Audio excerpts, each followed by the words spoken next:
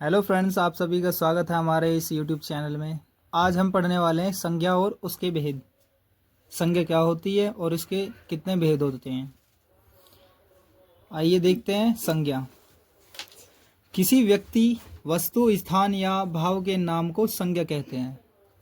संज्ञा किसे कहते हैं? किसी भी व्यक्ति का नाम हो या जगह का नाम हो या फिर वस्तु का नाम हो, इन सभी के नाम को क्या कहते हैं? संज्ञा। तो संज्ञा आपको समझ आ गई होगी। किसी के भी नाम को क्या कहते हैं? जैसे व्यक्ति हो या वस्तु हो या किसी स्थान का नाम हो, तो इन सभी को क्या कहते हैं? संज्ञा। संज्ञा के कितने भेद होते हैं? तो संज्ञा के कितने भेद होते हैं? 5 भेद। आप सभी मेरे साथ भी दोहराएंगे कि संज्ञा के कितने भेद होते हैं? 5। कौन कौन से होते हैं? एक एक करके आप सभी के सामने दिख रहे होंगे, फिर भी मैं आपको बोल के दिखाता हूँ कि किस तरह से बोले जाते हैं या फिर कौन कौन से होते हैं। नंबर 1 व्यक्तिवाचक संज्ञा, नंबर 2 जातिवाचक संज्ञा, नंबर 3 भाववाचक संज्ञा, नंबर 4 समूहवाचक संज्ञा, नंबर 5 द्रव्यवाचक संज्ञा। तो ये 5 भेद होते हैं। आप सभी को मैंने एक एक करके अभी सिखाया है। तो देखिए, फिर से मैं एक बार रिपीट करता हूँ। व्यक्तिवाचक संज्ञा, जातिवाचक संज्ञा, भाववाचक संज्ञा, समूहवाचक संज्ञा, द्रव्यवाचक संज्ञा। ये सभी यहाँ तक समझ आ गया होगा। तो हम नंबर 1 को पढ़ते हैं, व्यक्तिवाचक संज्ञा। तो व्यक्तिवाचक संज्ञा क्या होती है, हम एक के बाद एक समझ रहे हैं।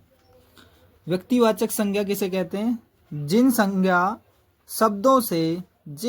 शब्दों से किसी विशेष व्यक्ति की या वस्तु की या स्थान का, इन सभी का बोध होता है, यानी पता चलता है। जिन शब्दों से किसी विशेष व्यक्ति के बारे में या वस्तु के बारे में या स्थान के बारे में पता चलता है, वह व्यक्तिवाचक संज्ञा कहलाता है। जैसे समझिए, किसी का नाम राम है और किसी का नहीं है, ये विशेष व्यक्ति है। तो व्यक्ति के बारे में, विशेष व्यक्ति के बारे में पता लगा, तो ये क्या है? एक व्यक्तिवाचक संज्ञा। गंगा क्या है? एक व्यक्तिवाचक संज्ञा। और भी बहुत सारी नदियां हैं, लेकिन इसका नाम गंगा है, यानी गंगा ही है, इसका ही नाम है।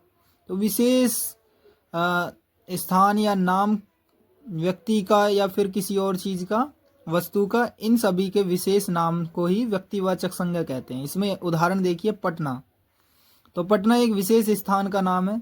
आगरा एक विशेष स्थान का नाम है। महात्मा गांधी विशेष व्यक्ति का नाम है, किसी और का नहीं है। इस तरह से हे राम तो अब आजकल बहुत सारे जनों के नाम होने लग गए हैं, लेकिन फिर भी वे विशेष व्यक्ति थे। और ये सभी विशेष व्यक्ति और स्थान के नाम दिए गए हैं। इसी से आपको समझ आ गया होगा कि ये क्या है? व्यक्तिवाचक संज्ञा है। इन सभी के उदाहरण है ये। आदि और भी हो सकते हैं। इनसे आपको पहचान आना चाहिए कि व्यक्तिवाचक संज्ञा का होते हैं, ये होते हैं। ठीक है। अब जातिवाचक संज्ञा नंबर 2। जो शब्द एक जाति या वर्ग के सभी प्राणियों, किसी एक जाति के या वर्ग के सभी प्राणियों, वस्तुओं, स्थानों आदि का बोध कराते हैं। जो शब्द एक जाति के बारे में बोध कराते हैं और वर्ग के सभी प्राणियों के बारे में या वस्तुओं के बारे में या सभी स्थानों के बारे में बोध कराते हैं, वे क्या हैं?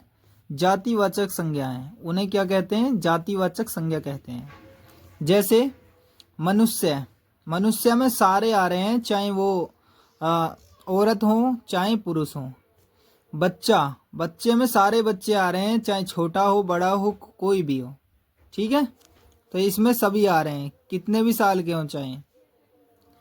अब महिला देखिए, महिला में कितनी भी सारी नाम की महिलाएं, लेकिन महिला में सारी आ रहे हैं, जितनी भी औरत हैं।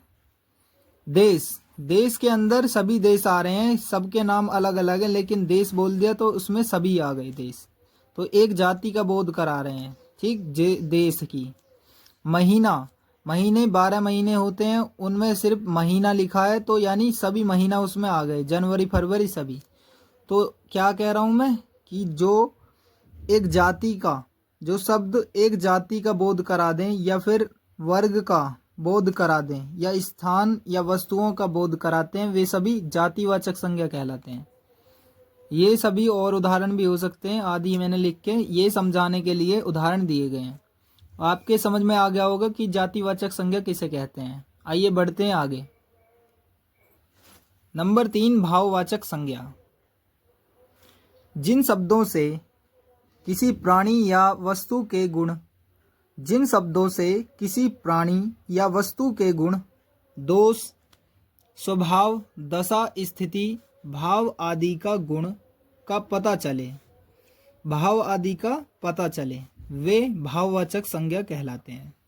जैसे समझिए, किसी भी प्राणी का पता चले, किसी भी प्राणी का गुण पता चले या वस्तु का गुण या दोष या स्वभाव, दशा, स्थिति, भाव आदि का पता चले, वह क्या है? भाववाचक संज्ञा। अब इसको एक और परिभाषित दी है, यानी परिभाषा दी है इसकी एक और, तो उसके माध्यम से भी समझते हैं। ऐसे संज्ञा शब्द जिन्हें हम सिर्फ महसूस कर सकते हैं, देख नहीं सकते। ऐसे संज्ञा शब्द जिन्हें हम सिर्फ महसूस कर सकते हैं, देख नहीं सकते, वे भाववाचक संज्ञा होते हैं, यानी भाववाचक होते हैं, या उन्हें भाववाचक संज्ञा कहते हैं। बात आ गई समझ में, कि जिन्हें हम सिर्फ महसूस करें और उन्हें हम कभी भी देख नहीं सकते। जैसे उदाहरण समझिए, दोनों का उदाहरण एक ही है, हमने दो तरह से आपको परिभाषित किया, ये संज्ञा दो तरह से समझाने का प्रयास करा है। जो भी आपके समझ आए वो आप समझकर इसके उदाहरण से भी समझ सकते हैं, और याद रखेंगे कि भाववाचक संज्ञा क्या होती है।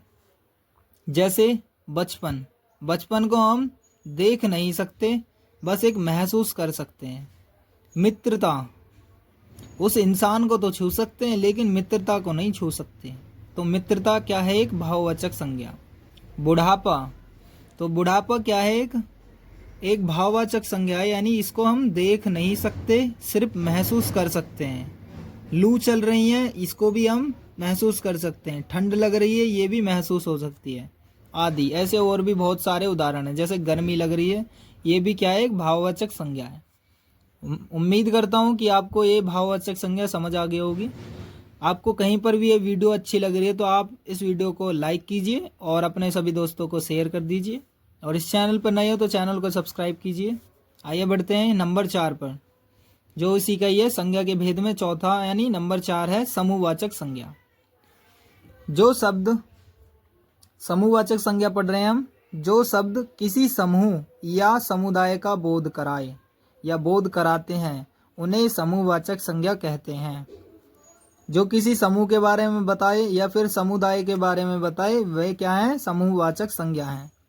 जैसे दल में बहुत सारे हो सकते हैं, भीड़ में बहुत सारे लोग हो सकते हैं, लोग में भी, चाहे वो महिला हो, चाहे पुरुष हो या बच्चे हों, उसमें सभी आ जाते हैं लोग। सेना में सभी जवान आ जाते हैं, चाहे वो एयरफोर्स हो, नेवी हो या वैसे हो। तो सेना में अभी आपको समझ आ गया कि इसमें बहुत सारे आ सकते हैं, ये एक समूह का बोध करा रहे हैं। फौज में भी बहुत सारे लोग हो सकते हैं, तो उसमें भी एक क्या कर रहे हैं? एक समूह का बोध करा रहे हैं। गुच्छा किसी का भी हो सकता है, जैसे अंगूर का हो, उसमें बहुत सारे अंगूर होते हैं, एक समूह के रूप में है, तो एक गुच्छा यानी बोध करा रहे हैं एक समूह का, आदि। ऐसे उदाहरण बहुत सारे हो सकते हैं। तो समूहवाचक आपके समझ में आ गया, जो एक समूह का या समुदाय का बोध कराएं। इसमें सेना जो है एक समुदाय बना हुआ है, तो ये समुदाय या फिर समूह का एक बोध करा रहे हैं। ठीक है, उम्मीद करता हूँ समझ आ गया होगा। आगे बढ़ते हैं। नंबर 5, द्रव्यवाचक संज्ञा।